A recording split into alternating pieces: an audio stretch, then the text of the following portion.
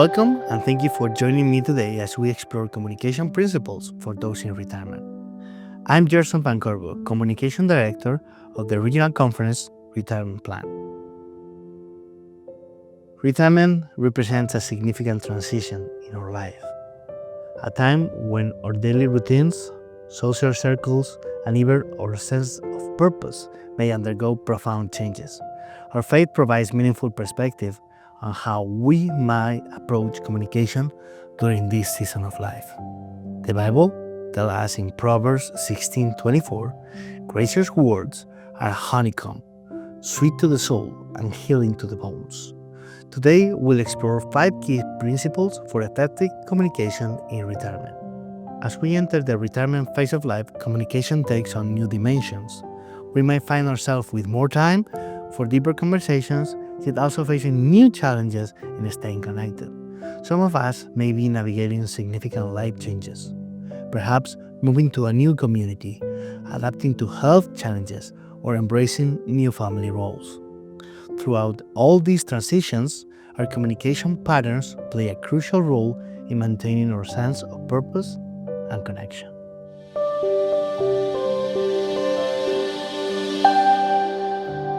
Our first principle is practicing intentional listening.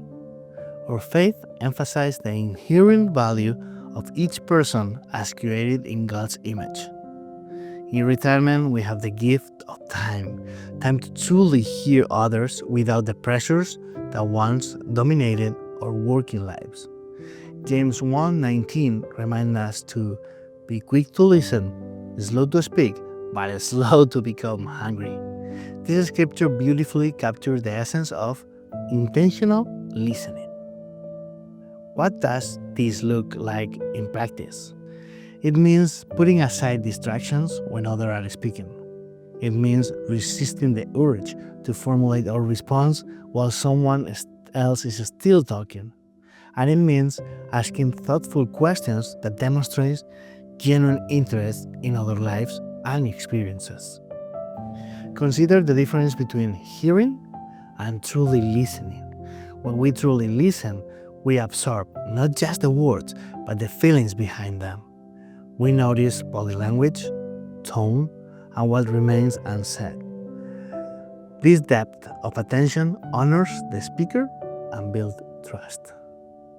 For many retirees, there is a temptation to fill conversations with stories from our past or advice from our experiences.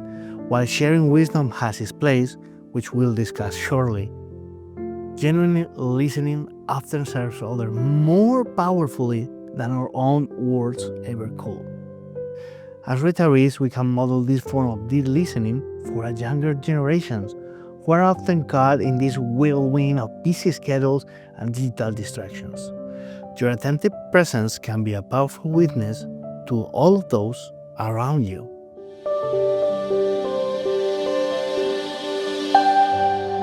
Our second principle focuses on the nature of speech.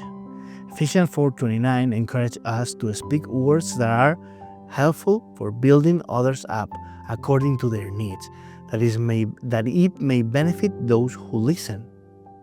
In retirement, we may encounter challenging situations, health concerns, financial pressures, or shifting family dynamics. In these moments, our words matter tremendously.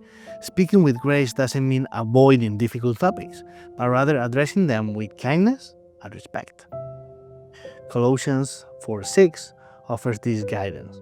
Let your conversations be always full of grace, seasoned with salt, so that you may know how to answer everyone. This beautiful metaphor reminds us that our words should be both kind and meaningful, not harsh, but also not blunt or without substance. Consider the power of encouraging words to a struggling grandchild, thoughtful counsel to a neighboring need, or expressions of appreciation to a caregiver, or think about it, a spouse.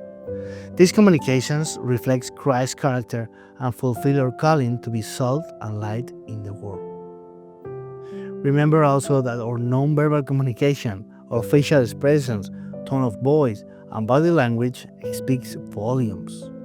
Research suggests that the nonverbal cues may communicate more than our actual words. Let these aspects of communication also reflect grace and compassion. In our digital communications too, text, emails, social media, let the principle of grace guide what we write and share.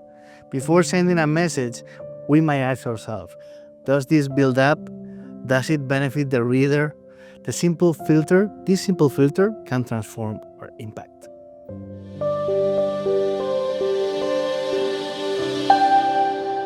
Our third principle addresses how we share the wisdom we've accumulated over a lifetime. Proverbs 15:2 tells us, "The tongue of the wise adorns knowledge, but the mouth of the fool gushes folly." We value wisdom and knowledge, but we are also called to humility. Retirement often brings with it decades of experience in work, in family life, and spiritual growth. This wisdom is really valuable, but how we share it makes all the difference. 1 Peter 5:5 reminds us to clothe yourself with humility towards one another. This imagery of humility as a garment we put on daily speaks to how we should approach conversations, especially when sharing our knowledge or insights. When interacting with younger generations, offer perspective without imposing. Share your experiences as stories rather than directives.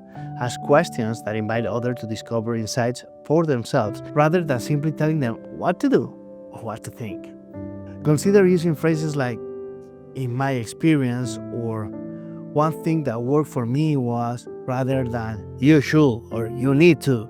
This small shift in language acknowledges that your wisdom is offered as a gift, not imposed as a requirement. Remember too that wisdom flows in multiple directions. While you have much to offer from your life experience, remain open to learning from others, including those younger than yourself. This mutual exchange enriches everyone involved and models lifelong growth. This humble approach to sharing wisdom honors others' agency and reflects the gentle leadership of Christ, who often taught through parables and questions rather than commands.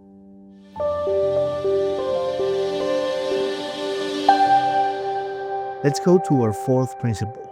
This one highlights the importance of setting aside special time for spiritual conversations and deeper connections. Isaiah 58:13 and 14 encourages us to call the Sabbath a delight and to honor it by not pursuing our own interest of speaking idle words. In retirement, when every day might seem similar, maintaining time for meaningful spiritual communication becomes especially important. Without the structure of a work week, we may need to intentionally create rhythms that include deeper conversations. Ecclesiastes 3:1 and 7 remind us that there is a time for everything, a time to be silent and a time to speak. This wisdom applies beautifully to our communication partners. There are moments for light-hearted chat and moments for profound sharing, times to speak and times to simply be present in silence. Consider establishing regular times for deeper connection. Perhaps a weekly lemonade date with a spouse or friend where phones are put away and conversations go beyond surface matters. Or a monthly gathering with family or church members specifically for sharing faith journeys and testimonies. Reserve sacred hours for conversations that nourish the soul. Discussions about the scripture, sharing of personal growth, exploration of nature, and deeper connection with family and friends. Let these special conversations be free from workplace concern, gossip, or contentious topics. The quality of our conversations often reflects the environment we create for them. A peaceful setting, free from distraction, can foster more meaningful exchange. Even the simple act of turning off the TV and putting away the phone can transform a routine interaction into something more significant. This rhythm of special communication can infuse your entire week with greater purpose and spiritual awareness.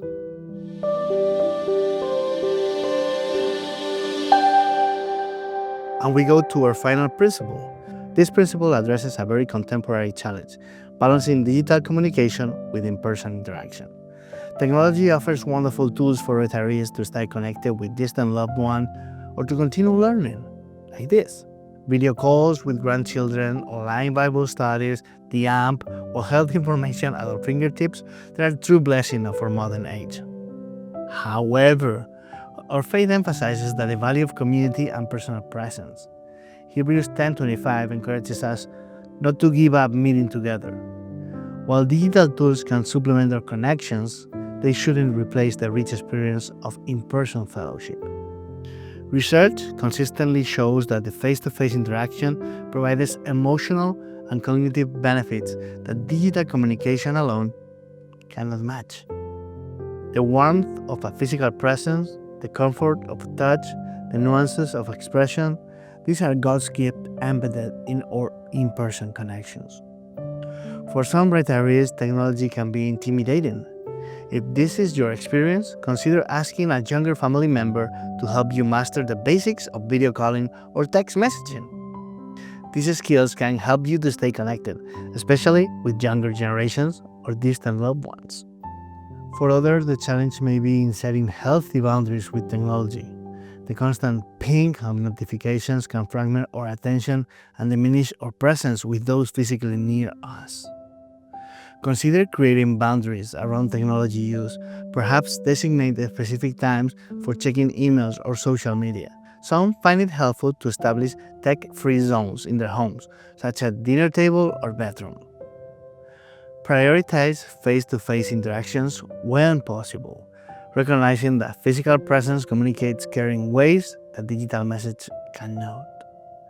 A handwritten note or in-person visit often carries more meaning than the most carefully crafted email. As we conclude our time together, I like to emphasize that effective communication in retirement isn't just about techniques. It's about reflecting Christ's character in every word and interaction. The readings of Ellen White remind us kind words are as dew and gentle showers to the soul. In retirement, you have countless opportunities each day to shower those around you with words of life and hope. Psalms 19:14 offer a beautiful prayer that can guide our communication. May these words of my mouth and this meditation of my heart be pleasing in your sight. Lord, my rock and my redeemer, this prayer acknowledges that our words matter to God. Whether you are speaking with family members, fellow believers, neighbors, or even strangers, your communication can be a powerful witness to your faith and values. In a world often marked by harsh words and shallow interactions, your thoughtful communication can stand as a testimony to something better. I encourage you to reflect in these 5 principles in the coming days. Practice intentional listening. Speak with grace and kindness. Share wisdom and humility. Honor sacred time in conversations. And balance technology with face-to-face interactions. Perhaps choose one area to focus on improving this week. Through Christ's strength, we can all grow as communicators who bring healing and hope to our circles of influence. Thank you for your attention. May God bless you as you seek to communicate with grace and purpose on this season of life, and thank you for everything you've done. May the Lord bless you.